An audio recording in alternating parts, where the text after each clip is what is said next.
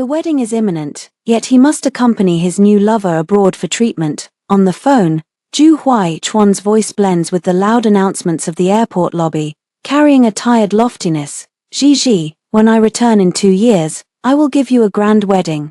Lin Yao's depression and anorexia have flared up again. If she leaves me, she won't survive, you understand. I gaze at the endless rain outside the window, and my throat feels as if filled with shards of glass, unable to swallow, yet unable to spit out. I don't want to wait anymore. I hold my phone, my voice strikingly calm. Ju Hui Chuan, let's break up. The other end of the line paused for 2 seconds, then came a very soft laugh, faintly indulgent and mocking. Be good, don't cause trouble, he sighed, as if soothing a willful child. I know you've been looking forward to this wedding for a long time, but I'm really stretched thin right now. Gigi, you need to face reality. His tone suddenly turned cold and hard, with precise control. If we break up, who will pay for your brother's future medical expenses? In the ICU, it's 8,000 a day. How much can your fragrance-making hobby earn? Listen to me, you've been well taken care of by me all these years, haven't you? Don't make me angry. I lowered my gaze, my sight resting on the cold, unengraved black urn in my arms. Ju Hui Chuan. I opened my mouth, but found I had no strength left to question. All right, we're boarding soon. He didn't wait for my reply and spoke directly. I deposit transferred 500,000 into your card.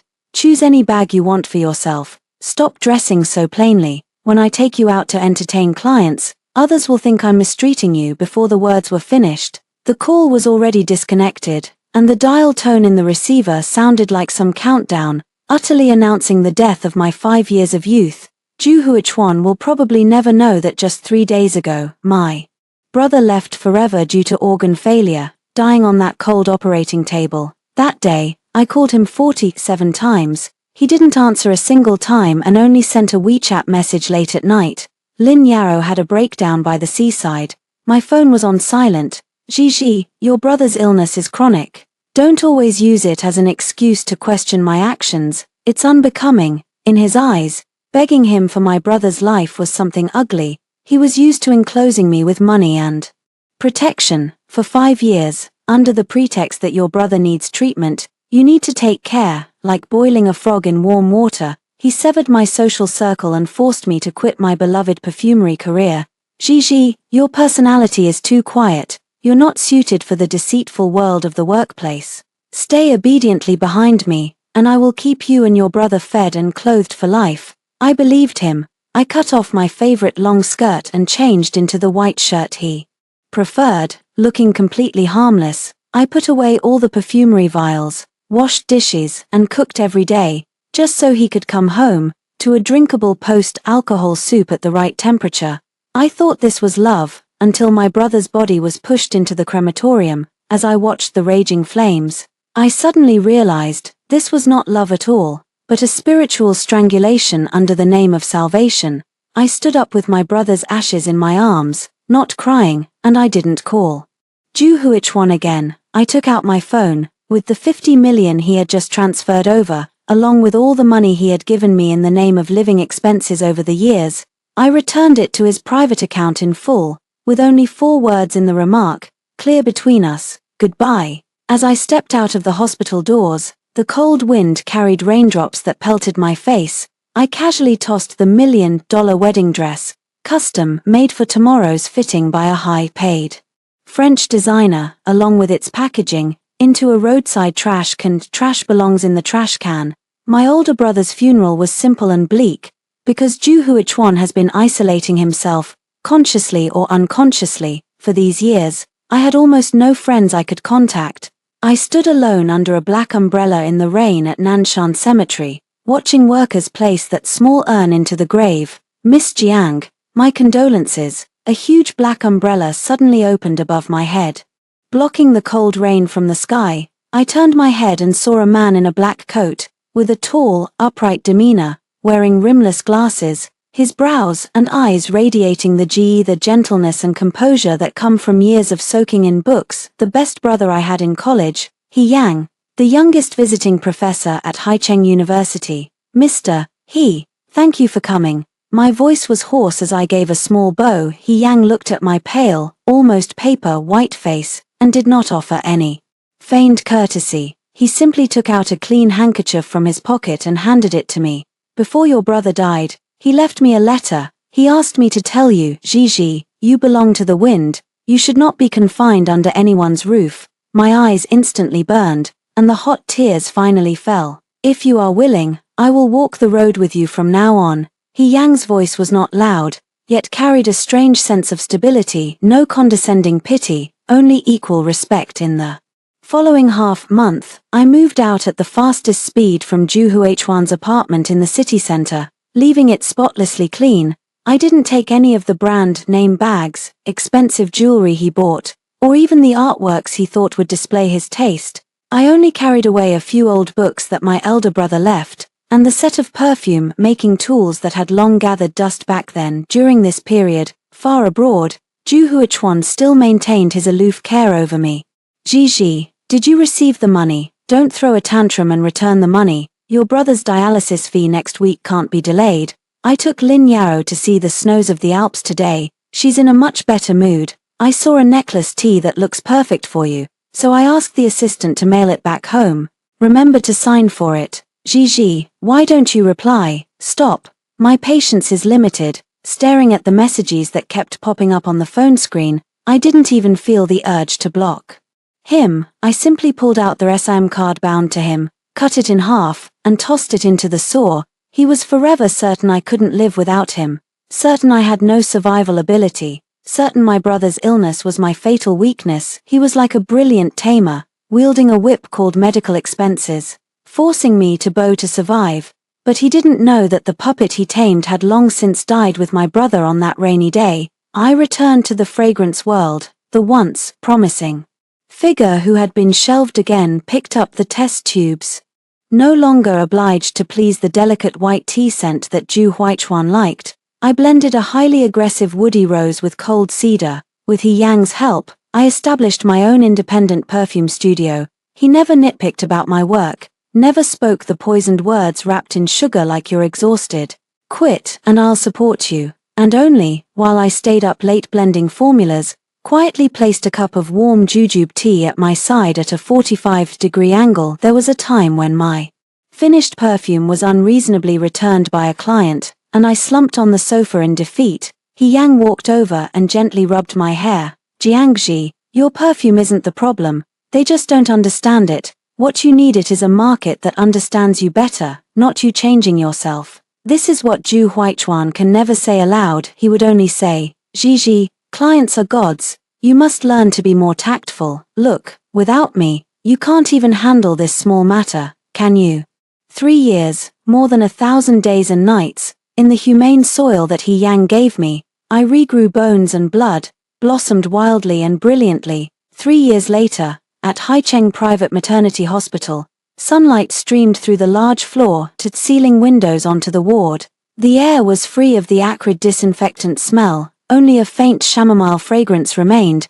This was specifically blended by He Yang to soothe my postpartum emotions. Yes, I got married to He Yang, and 3 days ago we welcomed a healthy daughter, named He Shi. He Yang sat at the edge of the bed, carefully kneading my swollen calves. His movements were so gentle, his eyes as soft as a spring river. Still sore, much better. Professor He, press any harder and I'll fall asleep, I teased with a smile. Right at that moment, the spare phone on my bedside table suddenly vibrated. It was the old phone I kept specifically for receiving messages from overseas antique spice merchants. It was loaded with a new SIM card but still bound to some old overseas accounts. He Yang glanced at the screen, a string of unlabeled international calls. Shall I answer it for you? Okay. I closed my eyes, not paying it any mind. He Yang pressed the answer button. Before he could speak, a highly confident, even, a surprisingly cheerful male voice came from the other end.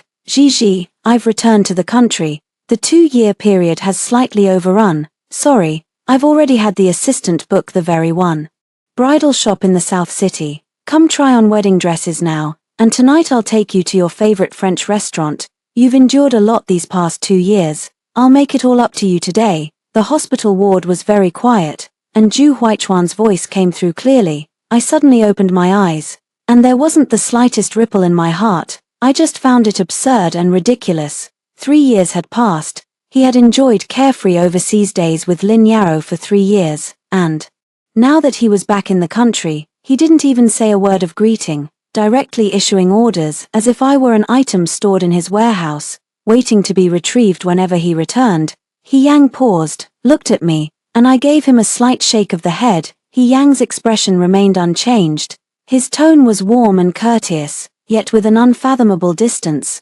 "Sorry, sir, she is currently postpartum and cannot be exposed to wind or try-on wedding dresses. As for compensation, my wife does not need anyone's compensation, so please don't trouble yourself." The line went dead. It became deathly silent. After a full 5 seconds, Zhu Huichuan's voice finally rang out again. This time, his tone was full of furious anger and disbelief, and even his voice trembled. "Who are you? Where is Jiang Ji? Tell her to answer the phone. Hasn't she had enough of this low-class ploy of hiring extras to anger me? I am her legally wedded husband." He Yang spoke calmly. "Also, Mr. Zhu, Jiang Ji's older brother passed away 3 years ago. If you want to threaten her with medical expenses, please queue at Section 2 of Nanshan Cemetery. Now, please do not disturb my wife while she rests." After finishing, He Yang hung up the phone directly and casually dragged the number into the blacklist. "Did I bother you?" He set the phone aside and continued to knead my calf, as if he had just swatted a pesky fly. "No." I looked at him, a genuine smile spreading in my eyes. "He Yang, thank you." "Thank what?" He lowered his head and pressed a light kiss on my forehead. "Protecting Mrs. He is my duty. Are you hungry? I'll go bring the pepper chicken soup warmed in the kitchen." Watching his retreating figure, a sense of unprecedented reassurance welled up inside me. On the other hand, Zhu Huichuan, who had just returned to the country and was still in the airport VIP channel, glared with bloodshot eyes at his phone which had just been hung up. "President Zhu, the wedding dress shop is still waiting," the assistant nearby whispered with trepidation. "Look it up, find out." Zhu Huichuan roared like a furious beast, smashing the phone to pieces with one hand. "Find out what exactly He Yang is. Did Jiang Ji dare to marry and bear a child behind my back? Is she crazy?" He had always thought that the breakup years ago was just my tantrum, that if he left me alone for AF for a few years, as long as my brother still needed medical fees, I would forever be the dog in his hand. He had no idea that the cage had fallen long ago, and that bird had long flown away. Zhu Huichuan moved faster than I imagined. The next afternoon, I heard the hubbub outside the VIP suite of the confinement center. "Move aside. I am Jiang Ji's fiancé. Who among you dares to stop me?" Zhu Huichuan's voice was full of an irrepressible frenzy. He had 2 important professional classes in the afternoon and wasn't staying at the center to accompany me. Understanding this, he looked at me with a hint of worry. "Let him in." I sat on the sofa, holding a bowl of steaming red date kanji in my hands, speaking calmly. The door was torn open, and Zhu Huichuan, with an aura of coldness, rushed in. He wore a finely tailored haute couture suit, but the eye sockets around his eyes were a violent red. When he saw me on the sofa, his whole body froze in an instant. I was no longer the Jiang Ji who, 3 years ago, always wore plain clothes, had a pale face, and eyes that showed flattery and timidity. I wore soft silk loungewear, my long hair casually tied back, my complexion flushed, and that inner ease and radiance nourished by love pierced his eyes like a blade. What he found hardest to accept was that in the transparent crib beside me, a delicate and exquisitely carved baby girl was peacefully asleep.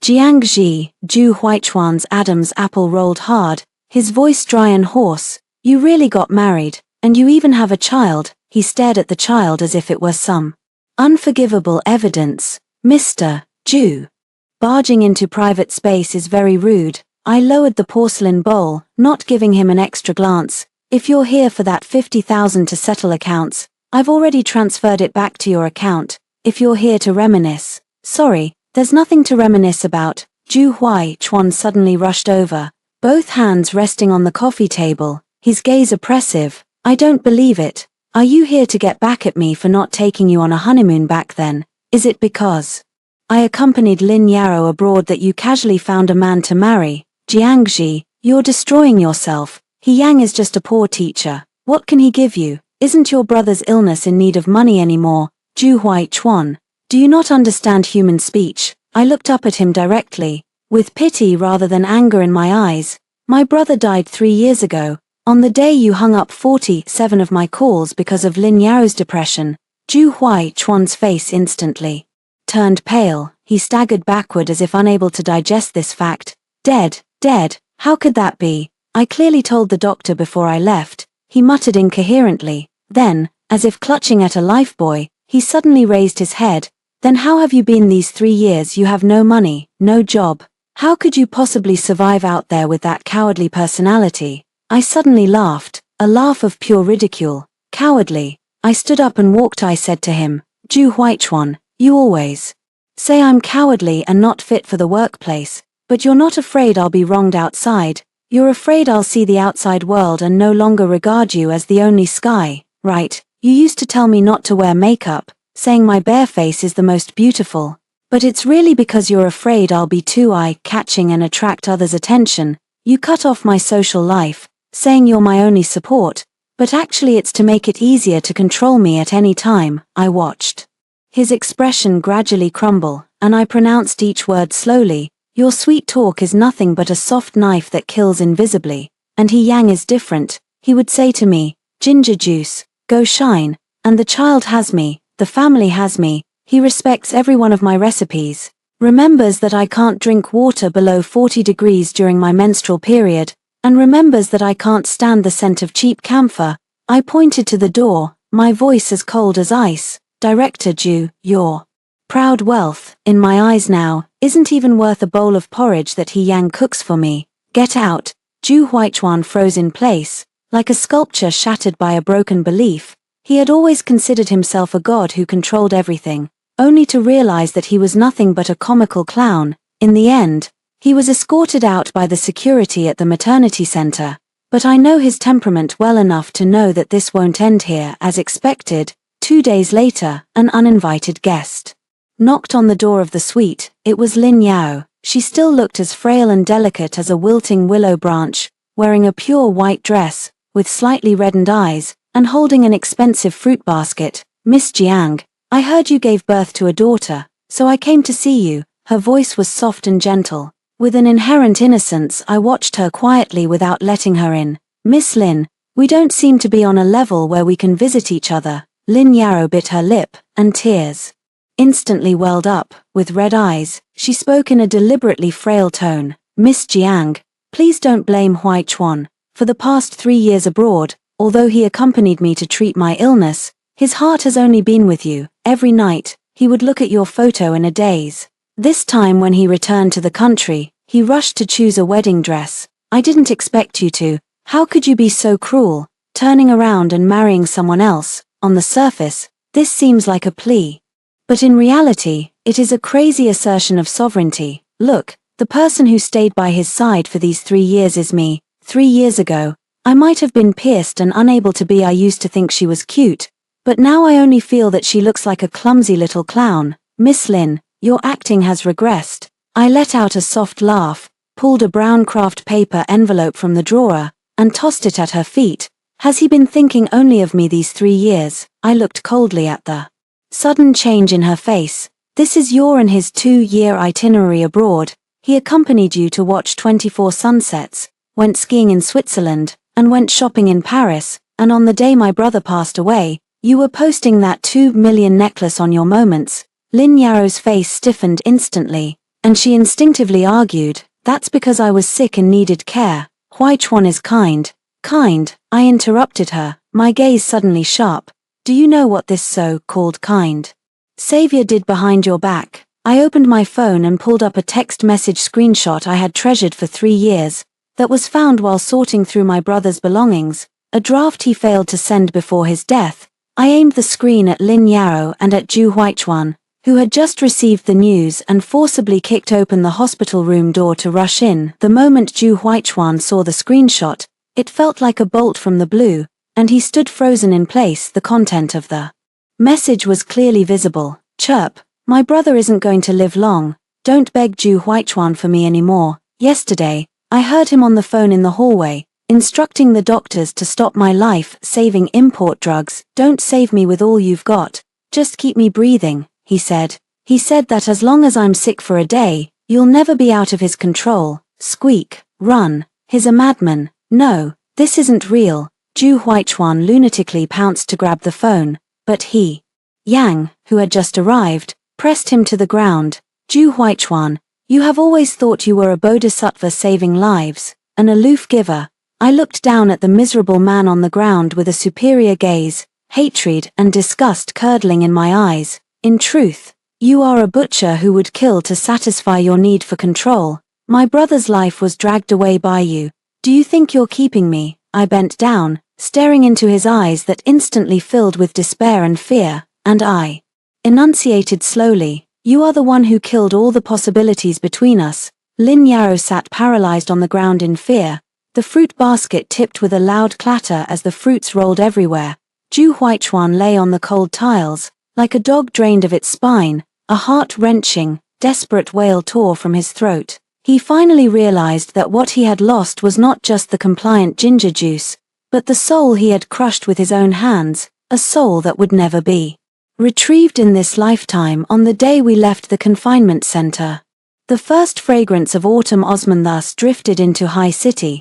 There was no grand, noisy spectacle. Yang drove the understated Volvo, with the back seat laid with the softest cashmere blanket. He had already set the car's interior temperature to a cons. It seems this part is incomplete in the original text, but I've proofread up to this point based on what's given. The temperature was 26 degrees, and the car fragrance was changed to my favorite white tea and would blend an aroma that calms the mind and aids sleep. "Professor I'm actually all better now. You don't have to treat me like fragile goods." Looking at him carefully placing the sleeping Jifeng into the car seat and then turning to buckle my seatbelt, I couldn't help but smile wryly. Yang's movements were light.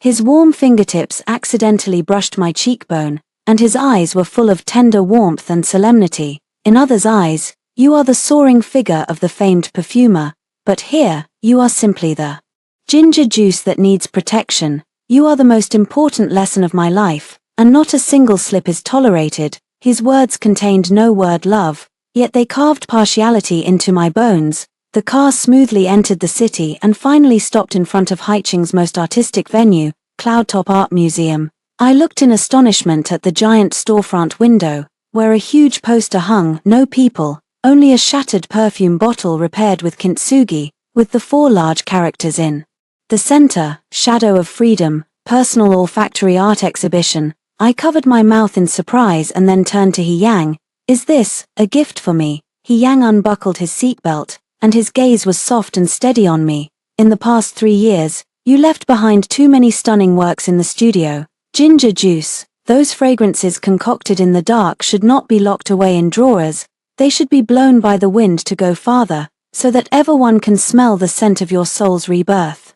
My eyes grew moist in an instant. Once upon a time, Zhu Huichuan would look at the test tubes spread across my desk, frown, sweep them into the trash, and in a condescending, patronizing tone say, "Gigi, girls get involved with all these vials and bottles. The smell of chemical reagents sticks to you, and it's unpleasant. The woman of Zhu Huichuan only needs to spray the high-fashion perfume I buy every day, sit cleanly in the living room and wait for me." He cut off my wings, yet mocked me for not being able to fly, and Yang not only gave me a sky but personally built the launch platform for me to take off. On the day of the exhibition opening, it was a gathering of celebrities. I wore a sharply cut black suit dress, discarded all elaborate jewelry, and only wore a simple pair of pearl studs at the ears. I was no longer the delicate white-dressed flock swayed by Zhu Huichuan's taste, but the absolute ruler of this olfactory feast. The exhibition was divided into 3 zones: cage, pupa, and freedom. Each fragrance recorded the mental journey from near death to rebirth. Just as I was introducing the flagship scent Corrosion to several top international perfume critics, a commotion erupted behind the crowd. Zhu Huichuan arrived. He still wore a carefully tailored haute couture suit, but his figure looked thinner than in the days at the postnatal care center. He carried a large, vividly lush bouquet of perfume lilies, and with the bodyguards clearing a path, he walked straight to me. "Gigi, Congratulations, Ju Huichuan's eyes fixed on me, with nearly obsessive zeal and flattery. I heard you're holding an exhibition. Oh, a perfume exhibition. I bought up all the nearby advertising space to promote you. Look at this bouquet of perfume lilies. I specially air freighted them from the Netherlands. You used to love placing them in the living room. He tried to announce his presence in such a flamboyant display of money, hoping to awaken the so-called past. I lowered my gaze to glance at the lilies. Their strong scent made me feel physically sick. Mr. Ju, please move it farther away. I stepped back half a pace, my voice cold as ice. What happened? Is it not fresh? Ju Huichuan was a bit astonished. At this moment, a cup of warm water was handed to me. Heian had somehow moved to my side, naturally taking the perfume testing strip from my hand, and with the other arm wrapped around my shoulder, safeguarding me. Within a completely safe distance, Heian's gaze swept lightly over the flowers in Ju Huichuan's hand. His tone was calm yet piercing. Mr. Ju, Gigi has a severe allergy to the pollen of lilies, and smelling this scent will trigger serious asthma and urticaria. Ju Huichuan stood frozen in place, his expression instantly stiff, like a clown slapped across the face. How is that possible? She never said. He trailed off. You never truly cared about her. I coldly looked at him. Back then in that villa, every time you bought me Lil, yes, I would secretly take 2 doses of loratadine in the middle of the night because you thought lilies symbolized nobility, symbolizing the taste you bestowed upon me. If I refused, you would think I didn't appreciate your kindness. Ju Huichuan, what you call knowing me best is only the personal preference you forced upon me. You love a perfect, doll-like exhibition of your control, not her. The surrounding murmurs gradually rose, those probing and mocking gazes stung Ju Huichuan like needles. The prideful dignity he had been so sure of at this moment was torn to shreds. Ginger juice, are you getting back at me? Ju Huichuan's Adam's apple rolled violently, his voice dry. You deliberately make these perfumes, deliberately stand beside this man, just to scare me. I know Lin Yao's affair hurt you back then, but your brother's death was an accident. I didn't want it either. I gently twist the wedding ring on my finger, my gaze ice cold as it slides over him and lands on the huge exhibition poster behind him. Ju Huichuan, since you've come today, you might as well take a good whiff of the scent here. I casually pick up a bottle of perfume on the display stand named Abyss and spray it lightly into the air. An extremely bitter scent instantly fills the space, mixing with the smell of rotten food and disinfectant. The top note of this perfume is the cold disinfectant scent of a hospital ICU. The middle note is the cigar scent of the brand you love smoking the most, and the base note is the ash smell of bone ash in an incinerator. I watch Ju Huichuan's face turn as white as paper in an instant, and I say slowly, this is not just an exhibition, this is a spiritual funeral I'm holding for you and for my brother. Ju Huichuan staggers back 2 steps, the perfume lily in his hand falls to the ground, and the white petals are trampled under the feet of the surrounding guests. Ground into dust, he gently holds my hand that has grown a little cooler from excitement. He turns to the media and guests present, his voice gentle yet carrying the power of thunder. Ladies and gentlemen, a fresh introduction. This is Ms. Yingdao, the shadow of an international independent perfumer, and she is also the only wife He Yang will have in this life.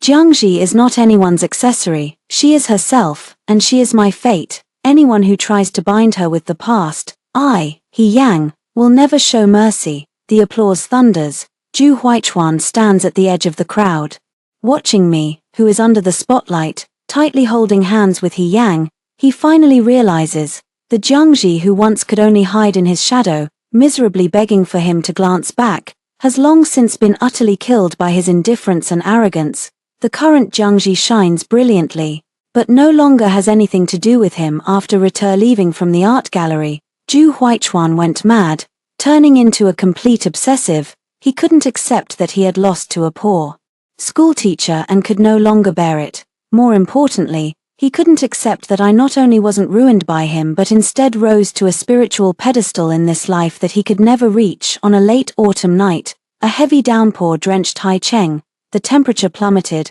and the cold wind, along with the rain, scraped the streets like blades. Ju Huichuan didn't bring an umbrella, wearing a thin shirt, He stood alone in front of the independent villa gate at Haicheng University compound where He Yang and I reside. "Jiangji, come out, we need to talk," he shouted loudly in the rain, and his voice was quickly swallowed by the torrential downpour. He pounded the intricately wrought iron door with force. Like a stray scavenger dog, I stood in front of the floor-to-ceiling window of the second-floor baby's room, holding the newborn who had just finished nursing. The baby's eyes were closed, and it was blowing bubbles. The underfloor heating inside gave off a soft warmth. He Yang wore grey loungewear, sitting on the carpet nearby, holding a colorful picture book, and reading the story in a low, gentle voice. The little fox finally found his own forest, where there are no hunter's traps, only wildflowers that bloom forever for him. He Yang closed the book and looked up at me. Thunder roared outside the window, and Zhu Huichuan's roar was faintly carried in. "Do you want me to tell the guard to drive him away?" He Yang came over. He gently took our sleeping daughter from my arms and, with a blanket, wrapped us together. "No need." I didn't even pull aside the thin gauze curtain, just calmly watched the raindrops slide down the glass. I used to wait for him in the rain as well. That day, my brother's critical illness notification had just come. Disregarding everything, I ran to the downstairs of his company and stood in the rain for 4 hours, just to get him to sign and cover the medical fees. He was in the top floor office drinking red wine, not even showing his face. He said, "Young man, you have to endure a bit of rain to learn what it means to be truly sensible." A cold, sardonic smile curved at the corners of my mouth. Now it's his turn to learn that lesson. Zhu Huichuan knelt in the heavy rain outside for an entire night. He thought this kind of cruel ploy would awaken in me that sick dependence on him, that I would, like those women softened by his PUA manipulations, soften and run out to hug him. But by the next morning when the sanitation truck rolled past this door, he still couldn't find even a crack. The coldness of his body was nothing compared to the despair of having his dignity ground into dust. Zhu Huichuan, carrying a high fever, returned to his villa under his own name. His twisted pride burst forth, and he unleashed a nearly crazy style of revenge. Kill 800 enemies, lose 1,000 yourself. He mobilized all the funds and connections of the Zhu group, attempting to blacklist He Yang in business and academia. Dig into He Yang's background, check if he committed academic fraud, and examine the money flow behind him. I will ruin him and let Jiangji see that the man she chooses apart from me is merely a discarded waste that can be crushed with a single squeeze. Zhu Huichuan smashed all the antique vases in his office, his eyes red as he roared at his assistant. Yet, that set of hard-nosed logic that had always worked in the business world was, in the face of real depth, nothing but a joke. He Yang's family was not a nouveau riche with a mountain of wealth. For 3 generations before, they had been authorities in the domestic academic circle. His grandfather was a member of the Academy of Sciences enjoying national special allowances, and his disciples and old colleagues were spread across the political and academic worlds. This profound cultural heritage and the status of a stalwart integrity clean current could not be shaken by Zhu Huichuan's scheming and the stench of his money-spun schemes. Zhu Huichuan's suppression not only failed to wound He Yang by a hair's breadth, but instead, due to his opportunistic quick-fix moves and violations, drew the attention of relevant departments. A more fatal blow came from his most trusted Jiuhua Lin Yao. Lin Yao has always been extremely practical. At first, she feigned illness to threaten death to keep Zhu Huichuan because what she valued was his strong ability to attract money and his extravagance. When the relevant departments entered Zhu's group to audit Zhu, due to Zhu Huichuan's overseas illegal asset transfers and massive tax evasion over the past 2 years, the Zhu family's financial chain fractured overnight, multiple assets were seized, and everything fell apart. Lin Yao, upon learning that Zhu Huichuan's assets were frozen and that he might face prison, quietly moved several houses and jewels that she had previously purchased under her name on a stormy night. Lin Yao carried a platinum bag and sat down in a business magnate's Maybach with a crisp, decisive air. Zhu Huichuan chased after the car in the garage, staring incredulously at the woman he had once gone to great lengths to protect, even risking his own brother's life. "Yao Yao, what are you doing? Didn't you say you couldn't live without me?" His voice trembled as he tried to pull open the car door. Lin Yao looked through the car window at Zhu Huichuan's ruined state, removing her sunglasses. Her eyes were full of unabashed disdain and sharpness. Huaichuan, people have to keep moving forward. My illness needs a lot of money, and you can't even sort out your own mess. What can you offer to support me? You always thought I couldn't live without you, but in fact you enjoyed that sense of patronizing charity. Now that you're bankrupt, I'm done with this game. The car drove away, splashing Zhu Huichuan with mud. In that moment, he stood in the empty underground garage, suddenly bursting into a piercingly frantic, hysterical laugh, laughing so hard that he could barely straighten up. With tears mixing with muddy water as they flowed into his mouth, he finally understood that the half-life pursuit of a sense of dependency was nothing but an illusory phantom. He used every method to drive away the infatuation that filled his gaze, but in exchange, he gained a money-grubbing parasite that fed only on wealth. What was called true love and control turned out to be a sad joke he had directed and performed himself. The late autumnal chill grew day by day, due to that stormy night, the fever, and the mental strain. Zhu Huichuan contracted severe acute pneumonia. He curled up in front of a villa door that had already been sealed, his high fever erasing his consciousness. In the fog, it seemed like it was 5 years ago that winter. He suffered a stomach bleed while trying to secure a big project at a wine banquet. It was Jiangji, that woman who always stayed at home, who ran out in the deep cold of -10 degrees, wearing only a thin sweater, to the Chinese medicine shop to fetch medicine. He remembered lying on a soft bed, his stomach churning, Jiangji bringing him a kanji of dried tangerine peel and lean pork that had simmered for 3 hours, blowing it cool and feeding it into his mouth bit by bit.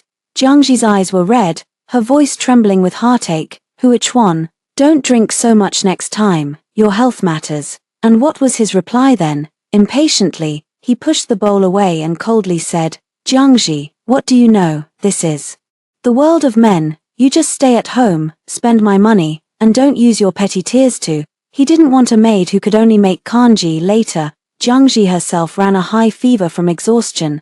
At that moment, she was accompanying Lin Yao to a painting exhibition and weakly told him on the phone, Huaichuan, I'm so cold, can you come back and take me to the hospital? But he looked at Lin Yao, who had a smile on her face next to him because of a painting, and coldly replied into the phone, Jiangji, drink more hot water, stop lamenting your illness all day. Lin Yao's emotions have finally stabilized a bit. I can't leave, more hot water. Zhu Huichuan lay on the cold asphalt, his cracked lips trembling slightly as he murmured incoherently, Squeak, I'm cold, I want hot soup. But besides the whistling autumn wind, no one answered him. When he was woken up by a nurse in the hospital corridor and told that their medical account balance was insufficient, that physical and psychological collapse finally crushed his last shred of rationality. He pulled out the 4-needle from the back of his hand and, like a wandering ghost, wandered back near my home as if bewitched. It was a weekend afternoon, the weather was nice, and sunlight poured onto the lawn covered with fallen leaves. I was sitting on the swing in the yard, a soft wool blanket draped over my legs. Yang had laid out a picnic mat on the nearby lawn.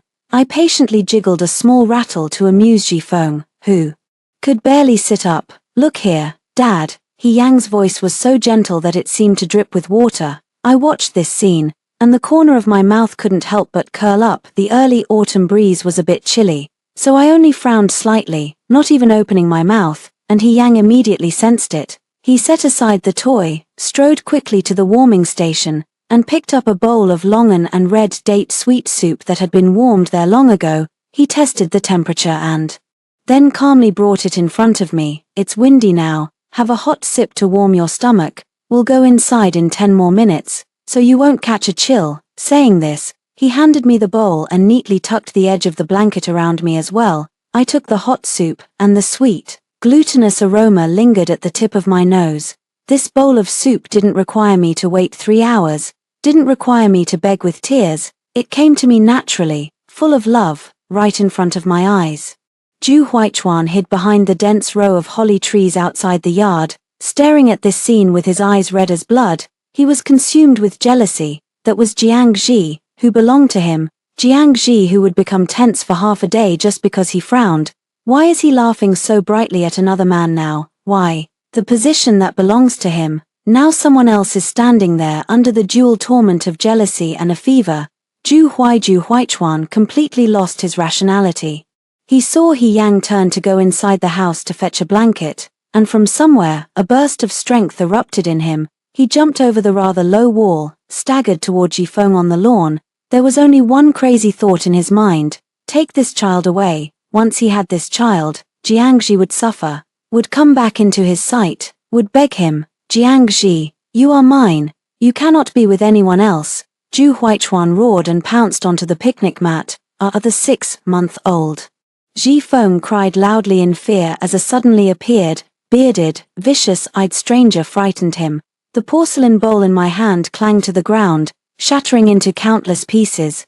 "Zhu Huaichuan, what are you doing?" Almost instinctively as a mother, I lunged forward in a frenzy, shielding Jifeng in my arms, and at the same time kicked his shin bone hard with my foot. Zhu Huaichuan, already weak, was knocked violently onto the grass by my kick, but he still refused to give up. Stretching out his hand to grab my ankle, "Chu, you come with me. I only have you." At that moment, a tall figure rushed out of the house like a gust of wind. He Yang kicked Zhu Huaichuan 3 meters away with one foot. This Urbane University professor, for the first time in his life, raised his hand in violence in front of others. He protected me and Jifeng tightly behind him, towering over the pained, curled up Zhu Huaichuan on the ground, his eyes filled with fierce killing intent. "Zhu Huaichuan, if you dare to lay a finger on them, the mother and daughter, again, I promise you won't walk out of this courtyard today." Jifeng, protected in my arms, sobbed while pointing with his chubby little finger at Zhu Huaichuan on the ground, crying in a muffled voice, "Bad uncle, go away." The 3 words "bad uncle" were like a dull, rusty saw, violently carving through Zhu Huaichuan's heart. He lay on the ground, watching the defensiveness and disgust in my eyes.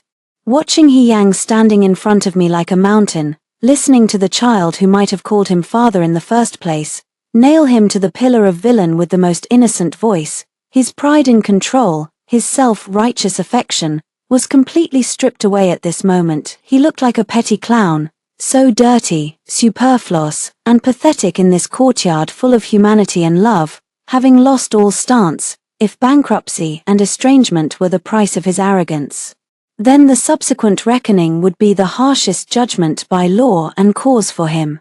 The day after Zhu Huaichuan was taken away by He Yang's police report, an anonymous email quietly arrived at the email addresses of the Economic Investigation Brigade and Criminal Investigation Brigade of Haicheng Public Security Bureau. The email contained detailed accounts and recordings of Zhu Group's 5 years of tax evasion, illegal transfer of funds, and money laundering through shell companies. These did not appear out of thin air. For the past 3 years, I never really stood idly by, countless late nights, relying on the clues I happened to grasp around Zhu Huaichuan and the channels He Yang provided through legitimate academic networks. I patiently pieced together the complete map of his criminal empire, like a patient spider. More importantly, at the bottom of the email was an encrypted video file named Recovered Version of Surveillance Outside Nanshan Hospital Operating Room 3 years ago, after my brother died on the operating table. Zhu Huaichuan used his connections to wipe the monitoring to cover up the dirty operation, but he didn't know that the fellow patient in the ICU he met was a highly skilled cybersecurity engineer who had already stored a backup long before his actions. For the past 3 years, I have been looking for this person, and only half a month ago did I finally obtain this recovered high-definition surveillance. The police car screeched to a stop in front of the sealed villa gate. Zhu Huaichuan, who had just paid bail and was still catching his breath, was once again placed in silver cuffs. On the day of the trial, Haicheng was drizzling. I, in a black professional outfit, sat in the first row of the public seating. When the recovered video was played on the court's big screen, the room fell into dead silence. The image quality was rough, but the sound was clear and chilling. Zhu Huaichuan, wearing a meticulous high-end suit, stood in a corridor corner not 10 meters from the operating room. Holding a phone, his tone cold, as if discussing unimportant goods. "Director Zhong, I'll repeat it one more time. You don't have to push it to the limit, just keep him barely alive. If he dies, Jiangxi loses his vulnerable point. If he's okay, Jiangxi will take him away from me, so he can only lie there half dead inside. This was not only a disdain for life but a deliberate act of murder to satisfy a morbid need for control. The defendant Zhu Huaichuan's face turned ashen, his eyes were fixed on the screen, and his body trembled like a sieve. He knew it was all over when the judge struck the gavel for multiple offenses: intentional injury, tax evasion, illegal operation, and others, and sentenced him to 15 years in prison with all personal assets confiscated. Zhu Huaichuan collapsed in his chair before leaving the courtroom. Zhu Huaichuan suddenly, like a madman, broke free from the bailiff's restraints and pounced toward the spectator seating rail. He gripped the rail with both hands so hard that his wrists bled from the handcuffs. His once arrogant eyes were now filled with despair, remorse, and pleading. Gigi, look at me. I know I'm wrong, really know I'm wrong. I was just so afraid of losing you, so in love with you, that I used extreme methods. Can you forgive me? Wait for me another 15 years. When I come out, I'll work for you like a beast. His love was, to put it bluntly, a most vicious blasphemy. I slowly stood up and, across the bars, calmly watched the man who had exhausted my youth to look up to. At this moment, he was like a pill. The stench of rotten garbage filled the air. Zhu Huaichuan. I looked down at him from above. My tone was devoid of anger or sorrow, only an extreme indifference that saw through everything. There's no need to feign deep affection. You've never loved me. What you loved was only that property of yours, which, due to my brother's medical expenses, was forced to bow and cling to you. Like a dog after you deprived me of all means of survival. My brother's life, my 3 years of youth, and your self-righteous arrogance are all finally settled today. I turned and offered my hand to He Yang, who had always stood quietly behind me. Behind me, Zhu Huaichuan's hysterical plea rang out. Ziji, please.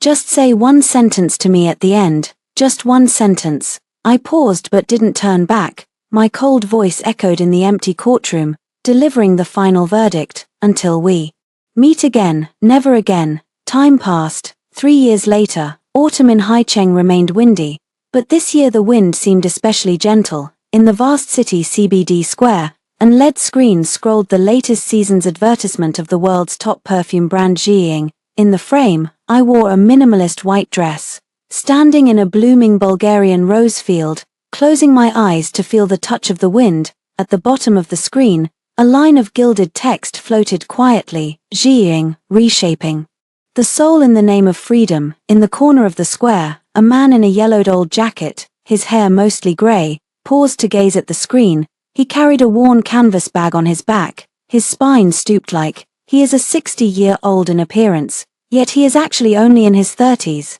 Due to his good conduct in prison and the various favors the Zhu family had bestowed in the past, Zhu Huaichuan was granted a reduced sentence and released early. But in the years that followed, day after day of high-intensity labor and endless remorse had worn him down to an unrecognizable state. The face he once took pride in had become gaunt with age, and those eyes full of control were now only clouded and dull. He stared blankly at the shining me on the screen. His hand unconsciously slipped into his pocket and touched a blurred old photo soaked with sweat. That was a photo from 5 years ago, when we hadn't broken up yet, and he thought I was too plainly dressed. It was also his last remaining memory of half his life. A gust of autumn wind blew by, lifting the leaves on the ground. Zhu Huaichuan hunched his neck and strolled aimlessly along the familiar street. Unknowingly, he stopped in front of the most famous Gothic cathedral in Haicheng. 5 years ago, he swore to hold a grand wedding for me here, and here, he casually told me to wait 2 more years just to accompany Lin Yaro abroad. At this moment, the hall was filled with flowers and balloons, and a romantic symphony poured out. Someone was getting married. Zhu Huaichuan stood beneath the steps, watching the guests' laughter and cheers. His heart clenched as if gripped by an invisible hand, and he bent over in pain. At that moment, a low-key luxurious black car slowly stopped in front of the flower shop opposite the hall. The car door opens, and a tall, gentle-looking man steps out first. He carefully holds the umbrella, shielding us from the early autumn breeze, then turns and gently helps the woman out of the car. That is He Yang, and the woman is me. I cradle a bouquet of pure white astilbes, the flowers my brother loved most in life. Today is his memorial day. We are going to Nanshan Cemetery to sweep the tomb. The 4-year-old Ji-Feng runs in, wearing a pretty little windbreaker, hopping along beside us, clutching a small pinwheel. Mom, the windmill is spinning. The clear laughter echoes along the street. Look where you're going and be careful not to fall, I tease with a smile, my eyes calm with the tranquil years Yenny holds. Ji-Feng's hand with one hand and naturally pulls my thin jacket closer with the other. The wind's a bit strong. Once this wind dies down we'll get in the car. Okay. I look up at him with a radiant smile, and we walk through the sidewalk together, chatting and laughing, toward the cemetery. Zhu Huichuan stands in the shadow of a street corner less than 5 meters away, stiff all over, lips trembling violently. He wants to shout Gigi, to rush up and say that he has come out, to confess that he has been repenting every day these past years, but when he sees He Yang's gaze toward me, so gentle that it seems to be able to draw silk, and sees the relaxed happiness on my face that only comes from being deeply loved, he finds his throat sealed by cement, unable to utter a sound. He didn't even dare to take a step, for fear that the vulgarity and misery in him would dirty the road beneath my feet. We passed completely through his life like this, brushing past in an instant. The wind lifted the hem of my clothes, and I didn't spare a single sideways glance for the stranger in the shadows. In my world, the name Zhu Huichuan had, 5 years ago on that rainy day, been swept into the junk pile of history together with the discarded wedding dress. Gigi, are you cold? We're going home. He Yang's gentle voice rose in the wind. I reached out to clasp his warm, broad hand and pulled the plume of starry flowers in my chest even closer. Not cold, facing the golden sunset. I smiled and answered, okay, home. As the wind blew, I didn't look back, because ahead, there is a lifetime of spring.